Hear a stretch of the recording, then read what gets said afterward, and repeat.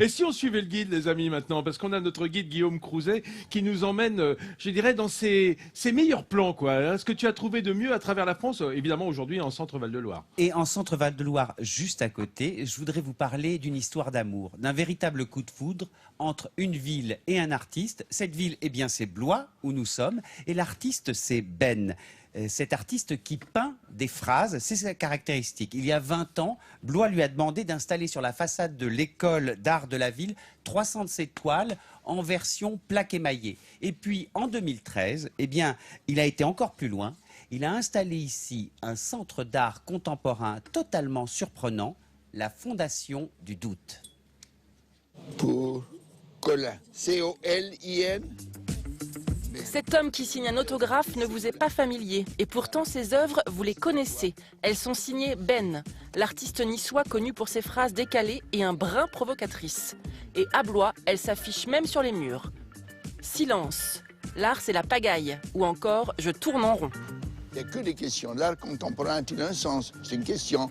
Combien pèse une idée? C'est une question. Il y a un Ben philosophe, et le Ben philosophe, il a comme épine dorsale le doute. Le doute, c'est justement le thème choisi par Ben pour cet espace, la Fondation du Doute. Blois a peut-être un peu cru en moi. Vous savez, c'est-à-dire, ils m'ont dit Ben, est-ce que tu veux le faire? Donc j'ai prêté la collection Fluxus d'une collection rare. Alors maintenant, on commence en Europe, je vous dirais pas qu'en France, hein, en Europe, on commence à dire ah oui, Blois est important, il faut y aller. Pour attirer les visiteurs, 400 œuvres de Ben et d'une quarantaine d'artistes contemporains du groupe Fluxus, qui voient de l'art dans nos objets du quotidien. En Europe, Blois concentre la plus grande collection de ce collectif. Des pièces aussi amusantes que surprenantes, à l'image de ce ballon en lévitation.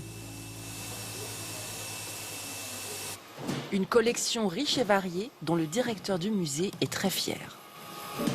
En Europe, c'est sûr qu'il n'y a pas d'équivalent. L'objectif, c'était de retrouver cet état d'esprit qui règne dans ce mouvement artistique qu'on nomme Fluxus, dont Ben Vautier est aujourd'hui le porte-parole vivant, évidemment, de cet état d'esprit. Et ces œuvres ne laissent pas insensible. Le public, lui aussi, est visiblement séduit. C'est une approche de l'art qui ouvre l'esprit critique des enfants. C'est assez bizarre ce qu'il fait, mais j'aime bien parce que ça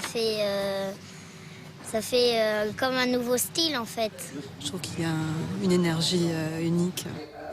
Une fondation à l'image de son artiste, surprenante et unique en son genre.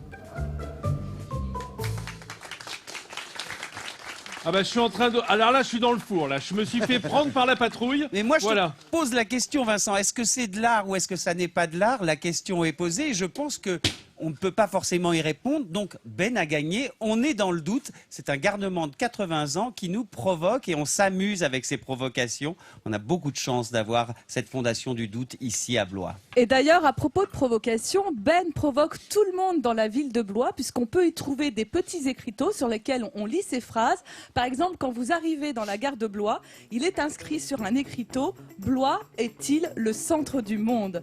Ou alors, on peut lire sur le square de Victor Hugo « Faut-il toujours... » Non, ça c'est sur la Maison de la Magie. « Faut-il toujours dire la vérité ?» Au square Victor Hugo, qui décide de ce qui est beau? Donc ainsi, sur Blois, vous vous baladez dans la ville et vous êtes interrogé comme ça au fur et à mesure que vous visitez. C'est pas mal. Bravo, Elena. Elle en sait tellement long sur la région qu'on visite. Hein. On est